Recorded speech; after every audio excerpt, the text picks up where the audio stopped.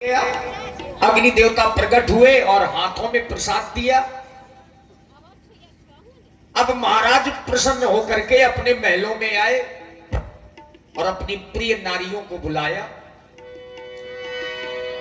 तब ही राय प्रिय नारी बुलाई, कौशल्या दी तहां चली आई। अब आओ महारानी कौशल्या और महारानी केकई हमारे समीप में आओ। अच्छा, अब यहां पर देखिए, समझना पड़ेगा, क्योंकि महाराज प्रसन्न है, प्रसाद लेकर के आए। अब प्रसाद को देने का जो क्रम है उसको सब लोग ध्यान से समझेंगे। स्वामी प्रणाम। पुत्रवती भव। पुत्रवती भाव? महाराज, ये आज आप कैसा मजाक कर रहे हैं? क्या आप बुढ़ापे में मजाक करेंगे क्या हमसे? नहीं नहीं महारानी कौशल्या, फिर मैं आपसे मजाक नहीं कर रहा। मैंने जो कहा है सत्य कहा है। रात दरबार में बैठा हुआ था, अचानक हृदय में गिलानी हुई कि मेरे कोई पुत्र नहीं है। बड़ा पार दुख हुआ। मैं रात दरबार से सीधे गुरु सदन चला गया। गुरुजी को मैंने अपना दुख बतलाया कि मेरे कोई पुत्र नहीं है। क्या राजा दशरथ के मरने के बाद अयोध्या की कहानी समाप्त हो जाएगी? ज्यादा नहीं तो मुझे एक पुत्र की ही प्राप्ति हो जाए, गुरु भगवान ने क्या कहा? जिससे मेरा आगे वंश बढ़ सके और अयोध्या की कहानी भी आगे बढ़ सके। उन्होंने कहा, राजा दशरथ चिंता ना करो, हृदय में धैर्य धारण करो।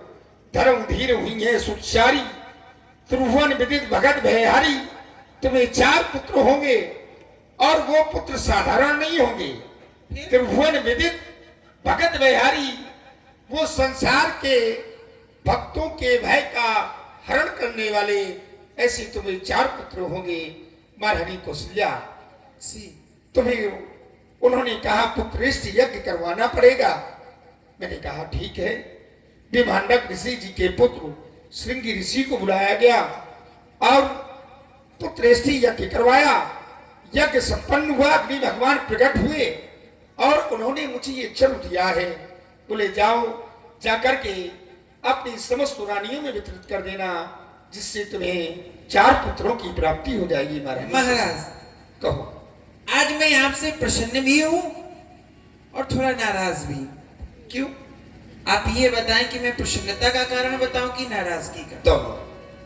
पहले कौन सा? पहले नाराजगी का बताओ। पहले नाराजगी का। क्योंकि अगर तो सुनो महाराज, पहले दुख हो जाएगा, बाद में सुख होगा तो उसकी दुख की अनुभूति कम होगी। महाराज, आप हम तीनों बहनों में से सभी के साथ में गलत किया है। क्या किया मैंने? गलत आपने ये किया, आपने पुत्रेष्ठी यज्ञ करवाया। यज्ञ में आप अकेले चले गए, जबकि यज्ञ में तो राजा और रानी दोनों का होना अनिवार्य है, तभी तो आहुतियां दी जाएंगी। आपने अकेले आहुति दे दी, हम तीनों में से किसी को नहीं ले गए। नहीं महारानी कौशल्या, तुम्हें भ्रम हो रहा है। भ्रम किस बात का? पुत्रेष्ठी यज्ञ जो करवाया गया उसमें आहुतियां मेरे द्वारा, मैं जानता हूं कि यज्ञ में राजा रानी का होना स्वाभाविक है। राजा रानी के द्वारा ही आहुतियां दी जाती हैं, लेकिन वहां पर आहुति मेरे द्वारा नहीं दी गई। भगत सहित मुनि आहुति दी, मुनियों के द्वारा, संतों के द्वारा आहुतियां दी गई। और मेरे द्वारा अगर आहुतियां दी जाती तो मैं तुम्हें वर्ष बुलाता, इसलिए तुम्हारा कोई वहां कार्य नहीं था, इसलिए मैंने नहीं बुलाया। इसलिए जो पुत्र होंगे बड़े अच्छे होंगे। प्रसन्नता का कारण ही नहीं पूछा। बिल्कुल। प्रसन्नता का कारण बतलाओ। प्रसन्नता का कारण ये है कि हम बुढ़ापे में मां बनने का सौभाग्य प्राप्त कर रही हैं। अभी तक ये अयोध्यावासी मुझ पे हंसते थे, कहते थे कौशल्या की, केकई की, सुमित्रा की कोई संतान नहीं है। परंतु आज जब मेरी संतान हो जाएंगी ना, तो मैं हंसूंगी, कहेंगे देखो मेरे एक नहीं बल्कि 4 पुत्र हुए हैं। ये प्रसन्नता का विषय है। हाँ। और वो पुत्र होंगे कैसे? कैसे? जब उनको देखा जाएगा तो उनका एक एक अंग कमल की तरह दिखाई देगा। मेरी रानी सुनो, हाँ मेरी रानी सुनो, महारानी सुनो, मेरी रानी सुनो, महारानी सुनो, पुत्र होंगे तुम्हें गुबचन हो गया। मेरी रानी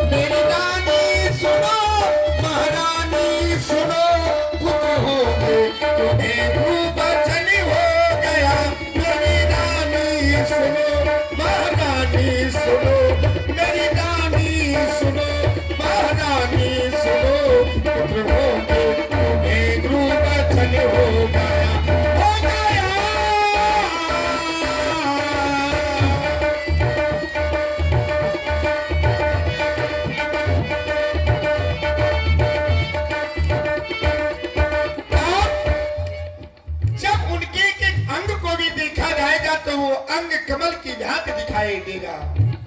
जिनके तन पे कमल, जिनके मन में कमल, जिनके तन पे कमल, जिनके मन में कमल, जब देखा कमल तो मनाया गया। मेरी रानी सुनो, महारानी सुनो, मेरी रानी सुनो, सुनो, पुत्र होंगे तुम्हें गुबचन हो गया, हो गया।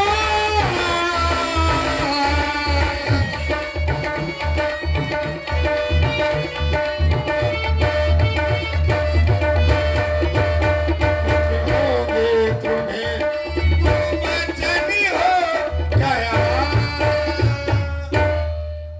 क्यों नहीं नाराज? लो ये प्रसाद दिया है, अब ये प्रसाद ले लो। विलंब किस कारण?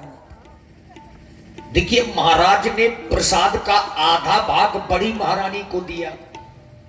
यहां गुनी लोग बैठे हैं, जो ज्यादा प्रसाद खाएगा ज्यादा पुत्र उसे ही होना चाहिए। अर्धे भागी कौशल्य ही तीना, और आधा देने के बाद जो आधा बचा उसके महाराज ने 2 भाग किए। ओ भाई भाग आधे कर कीना, बड़ी महारानी को देने के बाद जो आधा बचा उसके 2 भाग बने, तो 1 भाग मझली महारानी को दिया गया। कैकेयी कहा नृपिशोदयभू, और जो 1 बचा रहे सो ओ भाई भाग्य पुण्य भयभू। अंतिम भाग, तीसरा भाग अपने आप 2 भागों में बट गया। कुछ किया नहीं, अपने आप 2 भाग हो गए। है? क्यों नहीं? ये विधाता का ही खेल है। मैं महारानी सुमित्रा के समीप में नहीं जा सकता। मालूम है महाराज। इसलिए तुम 1-1 भाग अपने हाथों से महारानी सुमित्रा को दे देना। ठीक है महाराज।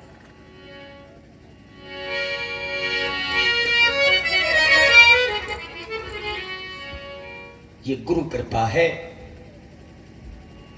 और गुरु कृपा से आज देखिए प्रसाद रखिए नहीं, ग्रहण कर लीजिए, नहीं तो अस्तित्व खतरे में आ जाएगा।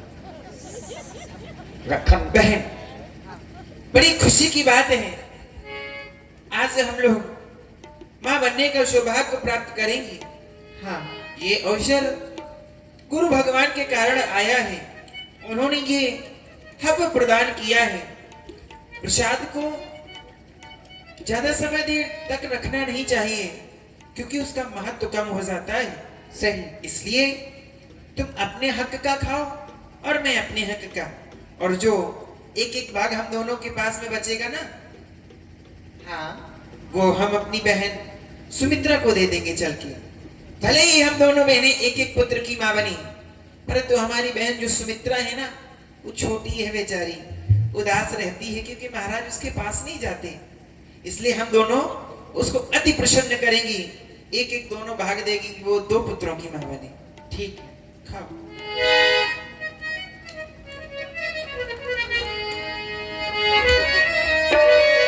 और क्यों नहीं बहन,